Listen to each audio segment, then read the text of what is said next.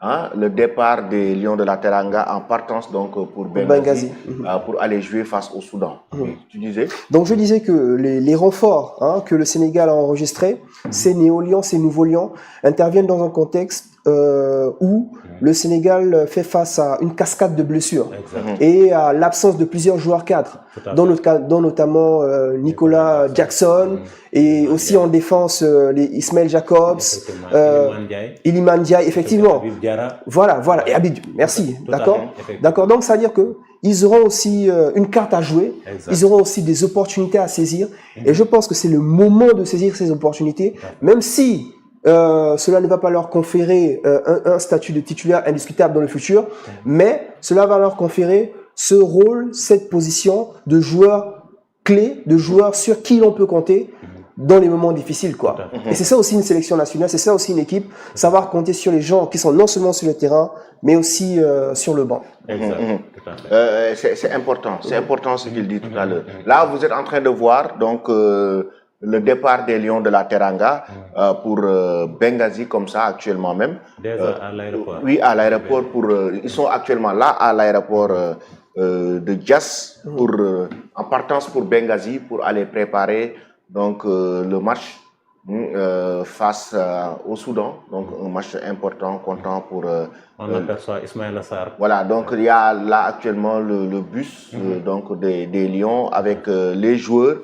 Donc là, il y a une autre vidéo avec les joueurs donc, qui arrivent, les joueurs qui débarquent à Diass pour aller maintenant rejoindre Benghazi et là, on aperçoit effectivement Ismaël Sarr. Il y a une autre vidéo avec d'autres joueurs. Donc, ça veut dire que... Il y a Talafal. Exactement, oui, de Génération Foot. Donc, Lamine, là, donc, les joueurs qui sont comme ça, comme on le voit, en partance pour Benghazi, ça veut dire qu'ils auront le temps de préparation. Là, tu vois, au niveau des images. Effectivement. Voilà, donc, ils sont là. Pratiquement tout le groupe qui est au complet. Effectivement, on aperçoit Khalidou Koulibaly.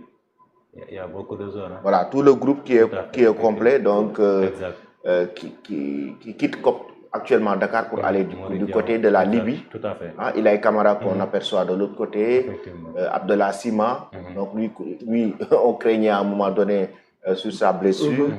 Donc ils sont actuellement Lamine Camara qu'on aperçoit aussi. Ça veut dire qu'ils auront le temps, avec ce départ très tôt, ils auront le temps quand même de bien se préparer, de bien s'acclimater avant le match de samedi. Effectivement, et c'est bien, et c'est très bien d'ailleurs pour l'équipe nationale. Et comme je l'ai dit tout à l'heure aussi, c'est la moindre des choses. Et voilà, quand on espère qu'ils pourront faire une bonne reconnaissance du terrain. Et voilà quoi, profiter de cet avantage d'aller sur place très tôt et voilà quoi, avoir le résultat qui suit derrière. Résultat positif, une victoire, parce qu'il y a que ça en fait. Parce que là, on a le Soudan qui est premier avec 11 points, suivi, talonné par le Sénégal avec 10 points. Mais derrière aussi, on a la République démocratique du Congo qui nous suit avec 7 points. Donc ça veut dire que le Sénégal se doit impérativement de gagner face à une équipe soudanaise qui peut se contenter du nul et qui va sans doute jouer le nul parce qu'ils savent que dans cette poule, dans ce groupe, le véritable adversaire ou bien l'équipe à craindre dans ce groupe, c'est le Sénégal. Et donc là, avec un nul, ils peuvent assurer encore leur première place parce qu'avec un nul et une victoire derrière de la République démocratique du Congo, qui je pense va affronter le Soudan du Sud, bon, le Soudan du Sud que l'on en a battu 4-0, donc sans doute que ça va être une formalité. Avant-dernier du groupe même. Voilà, donc sans doute que cela va être une formalité pour la République démocratique du Congo qui va empocher les 3 points et potentiellement passer devant le Sénégal. Bon, ça dépend aussi du goal average. Donc ça veut dire que là, la pression est mise sur le Sénégal qui doit impérativement gagner non seulement pour éviter la pression de la République démocratique du Congo, mais surtout pour reprendre la première place au Soudan et surtout, et après, voilà, enchaîner les victoires prochainement et consolider cette première place-là. Consolider cette première place. Les enjeux sont énormes. D'ailleurs, on va en parler tout à l'heure, surtout par rapport à les enjeux de la poule B. Effectivement. Et notamment tout le programme d'ailleurs de cette fenêtre FIFA avant de venir au MMA. Maintenant, il y a aussi un autre aspect, c'est que l'avant-match, la mise en place sera faite le vendredi, donc à Benghazi. et que ce sera la dernière séance d'entraînement, tactiquement, à quoi doit-on s'attendre face au Soudan, tactiquement? Bon, tactiquement, je pense que le 11 de départ du sélectionneur Pape Thiaw s'est dessiné ici, à Diamniadio. Pour les gens qui étaient à l'entraînement, ils ont clairement une idée sur le 11 que Pape Thiaw devra aligner. Pour moi, si Edouard Mendy est opérationnel, c'est sûr. Non, ça c'est le 11 de départ. Mais moi, je parle par rapport aujourd'hui au système. L'animation offensive, défensive, au milieu de terrain.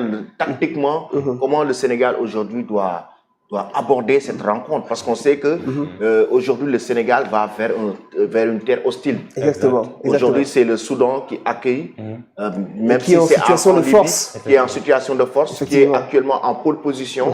Une meilleure position que le Sénégal. Effectivement. Et aujourd'hui, il faut une belle approche sur le plan tactique pour déstabiliser cette équipe. Tu sais, El Amin, tout à l'heure, je te dis que le Sénégal est en situation de faiblesse, c'est vrai. Le Soudan en situation de force. Et le Soudan va sûrement jouer la carte du nul. Parce que le Soudan sait en face que c'est le Sénégal. Et qu'à la moindre erreur, cela peut être corrigé de manière fatale.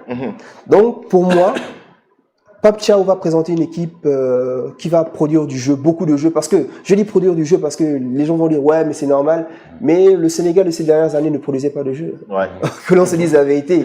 Et je pense, et comme Lamine l'a dit, ceux qui ont eu à suivre les entraînements du Sénégal ont un petit aperçu de quel système de jeu Pape Thiaw va privilégier. Moi, ce que je vais y avoir, c'est que Pape Thiaw semble privilégier les jeux dans les petits espaces.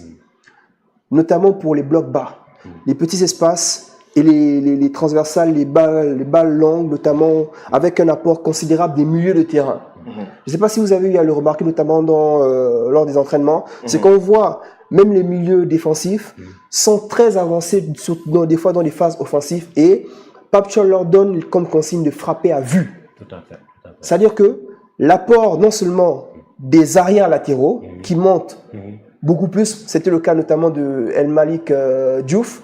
Malheureusement, il est blessé, qui commençait à monter en puissance et qui a apporté justement ce surplus offensif. On ne parle même pas de l'apport des milieux offensifs, des ailiers, mais aussi des milieux défensifs qui, comme je l'ai dit, apportent un surplus offensif, mais toujours avec cet équilibre attaque-défense en cas de transition ou bien de contre-attaque sénégalaise. Donc pour moi, c'est une équipe sénégalaise qui va produire du jeu, qui va mettre la pression sur le Soudan, parce que non seulement ça doit être la philosophie du Sénégal, mais c'est une obligation pour cette équipe du Sénégal qui court derrière la première place et qui se doit de produire le jeu, de prendre le jeu à son compte pour essayer de ravir cette première place. Exactement, et c'est important, surtout, et justement parlant des enjeux, notamment de cette poule, je rappelle que le Sénégal joue donc face au Soudan, un match décisif.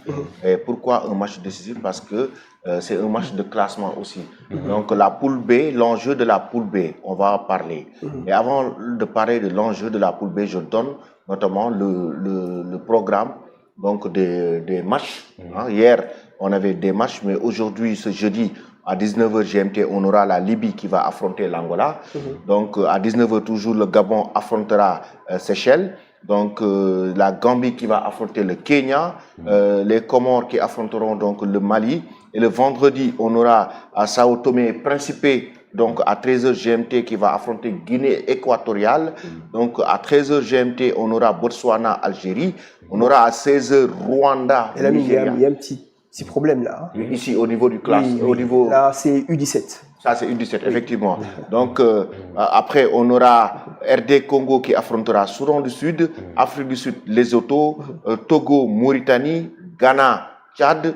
On aura aussi à 19h Burundi, Côte d'Ivoire, à 19h GMT, toujours le 21 mars. On aura Guinée, Somalie, on aura Niger, Maroc. Et pour le 22 mars, ce sera le samedi. Le Togo va affronter la Mauritanie pour le compte de la poule B. C'est la poule du Sénégal. Et le Soudan va affronter le Sénégal. Donc, ce sera à 21h GMT. Donc, c'est ça le programme donc, de ces éliminatoires zone Afrique concernant les éliminatoires de la Coupe du Monde 2026 avec des matchs donc, de toutes ces équipes, que ce soit le Sénégal, que ce soit le Togo, que ce soit le Maroc, que ce soit l'Afrique du Sud, le Soudan du Sud, les Autos, la Mauritanie. Donc, l'enjeu de la poule